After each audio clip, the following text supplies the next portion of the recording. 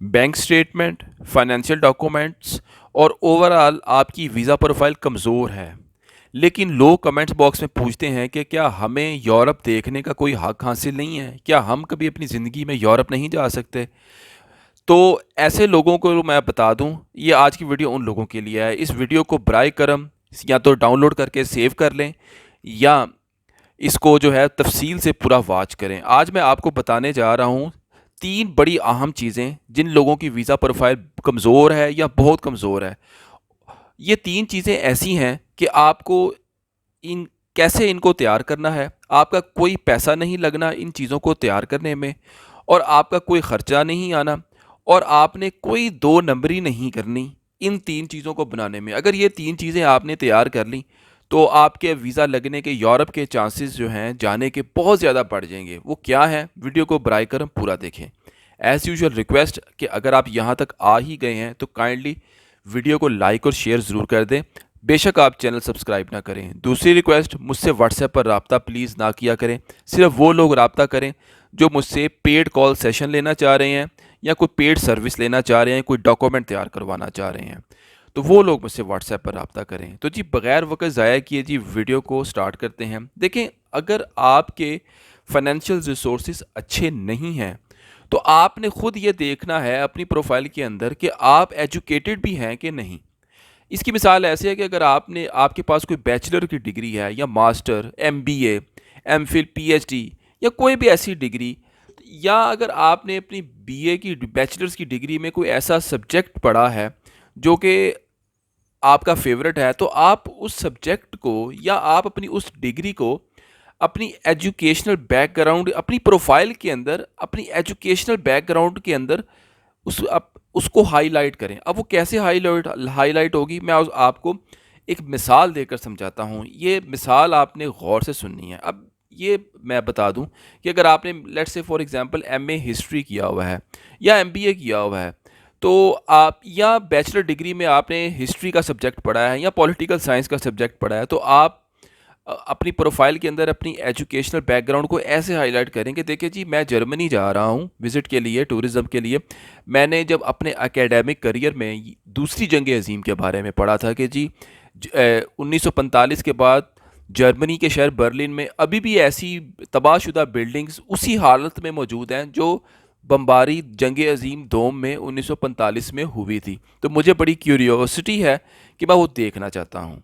तो आप इस तरीके से अपनी एजुकेशनल एकेडमिक बैकग्राउंड को अपनी वीज़ा प्रोफाइल के अंदर इस तरह हाईलाइट कर सकते हैं। इसी तरह अगर आप लेट्स से फॉर एग्जांपल आप मास्टर्स एमफिल फिज़िक्स में कर रहे हैं, केमिस्ट्री में कर रहे हैं और आप को ऑस्ट्रिया जाना चाहते हैं और ऑस्ट्रिया में आप ये बता सकते हैं कि जी कोई फ़लानी यूनिवर्सिटी है, इसका नाम ये है, इस यूनिवर्सिटी के अंदर मेरे सब्जेक्ट से रिलेटेड एक म्यूज़ियम है, उस म्यूज़ियम में बड़ी दिलचस्प चीज़ें हैं मेरे सब्जेक्ट के हवाले से, मेरी एजुकेशन के हवाले से मुझे बड़ी दिलचस्पी है, मुझे बड़ी क्यूरियोसिटी है, मैं वो देखना चाहता हूँ।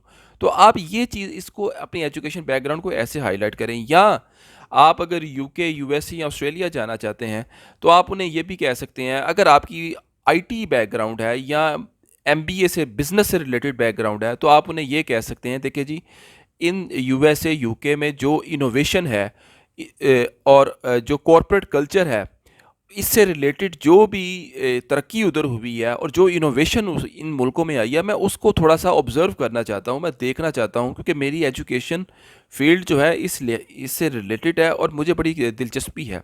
तो आप इस तरह भी चीज़ों को क्रिएट कर सकते हैं। ये चीज़ें आपने तब क्रिएट करनी है जब आपकी फाइनेंशियल रिसोर्सेज ना होने के बराबर हों या बहुत कम हो। अगर आपकी बैंक स्टेटमेंट स्ट्रॉन्ग ना हो, दूसरे कागजात स्ट्रॉन्ग ना हो, तो आप इस तरह की बजाय इस तरफ से आ जाएं। तो ये भी एक तरीका होता है।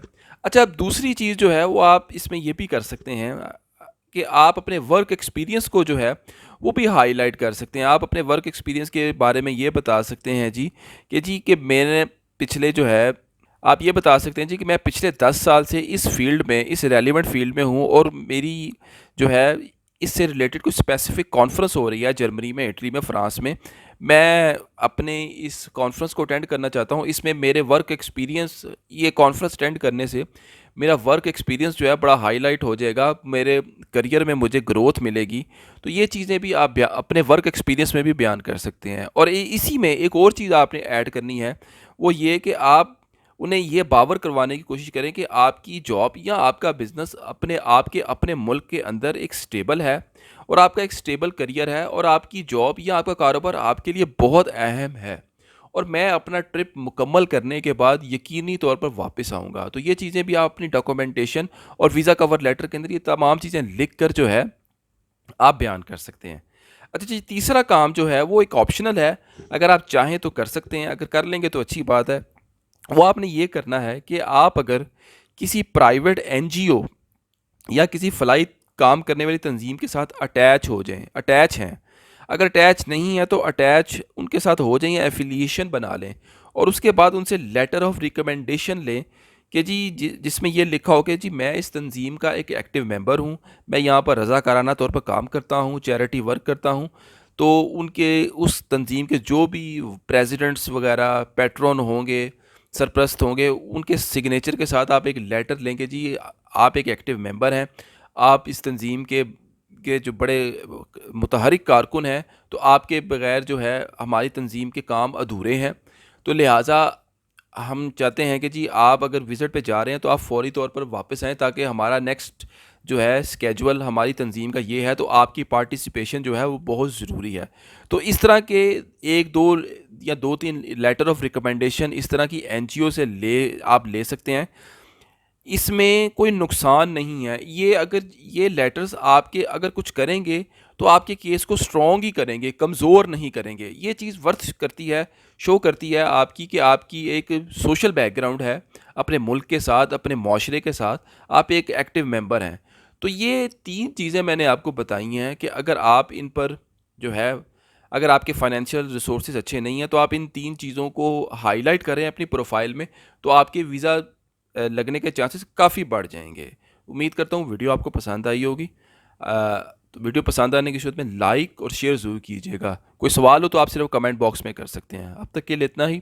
बहुत शुक्रिया। अल्लाह हाफिज़।